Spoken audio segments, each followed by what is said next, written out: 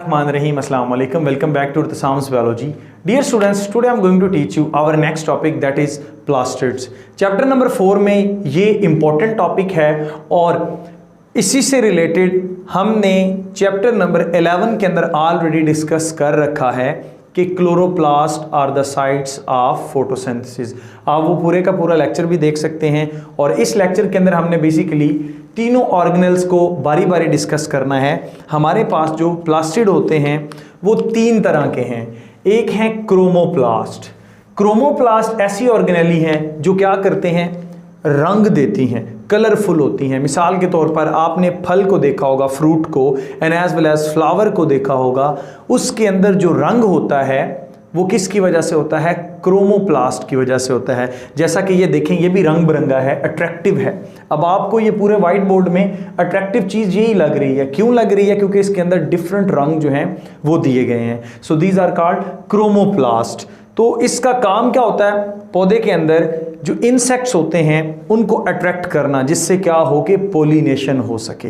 Pollination क्या होती है कि एक पौधे ने अपने पोलन ग्रेन्स को दूसरे पौधे तक पहुंचाना होता है। तो इंसेक्ट्स को यहां पर वेक्टर के तौर पर लिया जाता है। तो ये काम कौन कर रहे होते हैं, क्रोमोप्लास्ट कर रहे होते हैं। क्रोमा का मतलब ही क्या होता है, कलरफुल।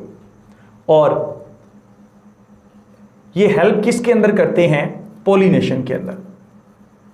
पोलिनेशन के अंदर हेल्प करेंगे। सो इट्स मीन कि ये किसके अंदर पाए जाएंगे, ज्यादातर आपके पास देखा गया है ये फ्रूट्स के अंदर पाए गए हैं, and as well as dear students ये पाए गए हैं फ्लावर के अंदर, जो उसकी पेटल्स होती हैं उसके अंदर ये देखने को मिलते हैं। दूसरे हमारे पास हैं ल्यूकोप्लास्ट। यहां पर आप देख रहे हैं ये क्या लिखा हुआ है, ल्यूकोप्लास्ट।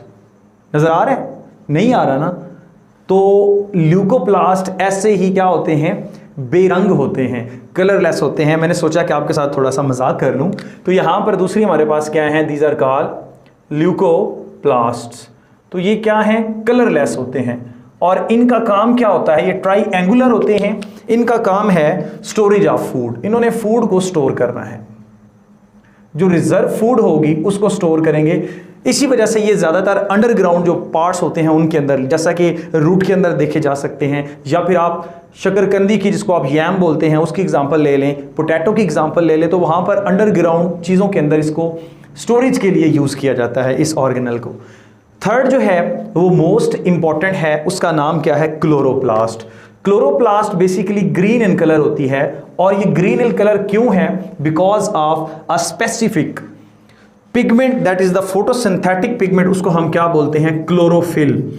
और क्लोरोफिल की वजह से ही इसका नाम जो है वो क्लोरोप्लास्ट पड़ा है। अगर हम इस क्लोरोफिल के स्ट्रक्चर को कंपेयर करते हैं किसके साथ, हीमोग्लोबिन के साथ, तो हमें पता चलता है कि जो क्लोरोफिल है इसके अंदर मैग्नीशियम का आयन जो है वो प्रेजेंट होता है। While in the case of haemoglobin यहां पर सेंटर में क्या है, आयरन का जो है वो एटम मौजूद है। आप देख भी सकते हैं इस डायग्राम के अंदर कि दोनों में मेन डिफरेंस क्या है। बाकी जो है ये टेट्रापायरोल रिंग जो आपको नजर आ रही है, इसके बारे में डिटेल्ड मैंने 11 चैप्टर के अंदर बता रखा है। उसका लिंक भी मैं इस लेक्चर की जो है वो डिस्क्रिप्शन में डाल दूंगा, वहां से भी आप देख सकते हैं। तो ये जो आयरन है ये हीमोग्लोबिन के अंदर प्रेजेंट होता है, जो क्या हमारे ब्लड के अंदर प्रेजेंट है, जिसका काम क्या होता है, ऑक्सीजन को कैरी करना, एक जगह से दूसरी जगह लेकर जाना। ब्लड में जितने भी हमारे टिश्यू हैं वहां तक ऑक्सीजन को ले जाना और वापसी से कार्बन डाइऑक्साइड को लेकर आना। उसके बाद मैग्नीशियम जो है ये कहां पर अपना रोल प्ले कर रहा होता है, क्लोरोफिल के अंदर। अब क्लोरोफिल जो है वो फोटोसिंथेटिक पिगमेंट है, जैसा कि मैंने आपको ऑलरेडी बताया। ये कहां पर पाया जाता है, अब हमने इसको देखना और इसका फंक्शन क्या है ये हम देखेंगे। इसके लिए हमें क्लोरोप्लास्ट का जो है वो स्ट्रक्चर ड्रा करना पड़ेगा। क्योंकि क्लोरोप्लास्ट जो है वो ग्रीन से है, तो मैं चलें यहाँ पर थोड़ा प्रोमिनेंट करने के लिए ये जो ऑर्गेनेली आप देख रहे हैं, ये जो मैं बना रहा हूं, ये क्या है, क्लोरोप्लास्ट है। और ये जो क्लोरोप्लास्ट होती है ये डबल मेम्ब्रेन ऑर्गेनेली है। और इसके अंदर ये आउटर मेम्ब्रेन है और ये आपके पास क्या है, इनर मेम्ब्रेन है। और ये इन दोनों के अंदर इंटर मेम्ब्रेन स्पेस मौजूद है। और उसके साथ साथ इसमें देखा गया है, इसमें कॉइन लाइक स्ट्रक्चर्स पड़े हुए हैं। जैसा कि ये कॉइन है जिसका कलर ग्रीन है, ये दूसरा कॉइन, ये तीसरा। इसी तरह से ये कॉइन एक दूसरे पर क्या हैं, स्टैक्ड हैं, एक दूसरे के ऊपर जुड़े हुए हैं। जैसा कि आप देखते हैं ये स्टॉक एक्सचेंज की जब भी बात की जाती है या बिटकॉइंस की जब भी बात की जाती है, जैसे आप डायग्राम में देख सकते हैं, इस पिक्चर में देख रहे हैं कि कॉइन्स एक दूसरे के ऊपर जुड़े हुए हैं, ऐसे ये जो थैलाकॉइड होते हैं, कॉइन लाइक स्ट्रक्चर्स, ये एक दूसरे के ऊपर जुड़े हुए होते हैं। तो हमने इनको नाम क्या दिया है? Thylakoid. So these are called thylakoids. और ये जो थैलाकॉइड्स हैं, इनकी मेम्ब्रेन के अंदर क्या है? फोटोसिंथेटिक पिगमेंट्स मौजूद हैं, जिसको हमने क्लोरोफिल का नाम दिया है। इसी तरह से ये पूरे का पूरा थैलाकॉइड का जो स्टैक है, जिसमें तकरीबन 50 तक थैलाकॉइड जुड़े हुए होंगे, सिक्के जुड़े हुए होंगे, और वो एक कॉलम सा बनाएंगे, इसको हम क्या बोलते हैं? ग्रेनम बोलते हैं। और इसी तरह से इस पूरे क्लोरोप्लास्ट के अंदर बहुत सारी जगहों पर क्या मौजूद हैं? ये थैलाकॉइड जो हैं, ये स्टैक्ड हुए हुए एक दूसरे के ऊपर, और तहें लगी हुई हैं, और ये आपस में भी एक दूसरे से क्या हैं? जुड़े हुए होते हैं। ये ग्रीन इन कलर हैं, और जो इनको जोड़ती है वो ग्रीन इन कलर नहीं होती, वो आपके पास क्या कहलाता है? इंटरग्रेनम। देखो, ये भी ग्रेनम है, ये भी ग्रेनम है, ये भी ग्रेनम है, जो इसको जोड़ रही है वो क्या कहलाती है? इंटरग्रेनम। इस इंटरग्रेनम का फंक्शन बहुत सारी बुक्स में डिफरेंट लिखा हुआ है, लेकिन यहाँ पर आप देख सकते हैं कि अगर यहाँ पर फॉर एग्जांपल फोटोसिंथेटिक पिगमेंट्स, ये जो थैलाकॉइड्स के अंदर मौजूद हैं, इनकी एनर्जी ज़्यादा हो जाती है, मतलब एक के पास एनर्जी ज़्यादा, तो वो इसके थ्रू क्या कर सकते हैं?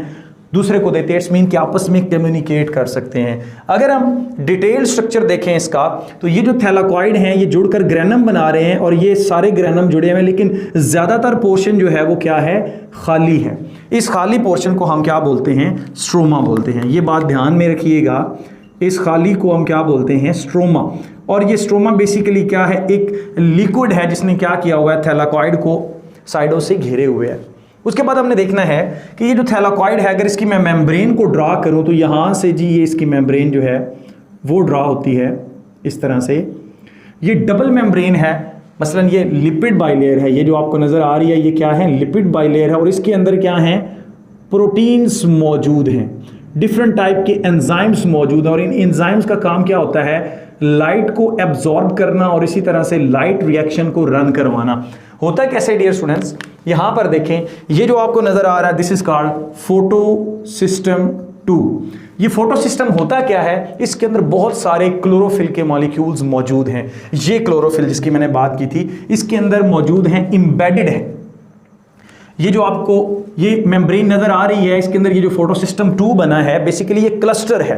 बहुत सारे क्लोरोफिल के मॉलिक्यूल्स जब इकट्ठे होते हैं वो फोटो सिस्टम 2 बनाते हैं। इसी तरह से यहाँ पर ये जो आपको देखने को मिलता है, this is called photo system 1। ये फोटो सिस्टम 1 है, यहाँ पर भी क्लोरोफिल के मॉलिक्यूल्स मौजूद हैं, लेकिन इसके साथ साथ कुछ कैरियर प्रोटीन्स मौजूद होती हैं। अगर ये फोटो सिस्टम 2 है तो ये आपके पास क्या है? प्लास्टोक्यूनिन एक प्रोटीन है। ये आपके पास साइटोक्रोम कम्प्लेक्स है, साइटोक्रोम कम्प्लेक्स जो है ये प्लास्टोसायानिन है। और इसी तरह से ये जो आपको नज़र आ रही है ये क्या है? This is the photo system 1। Photo system 1 के पास जो है वो फेरिडॉक्सिन भी मौजूद है, एक protein, this is the ferredoxin.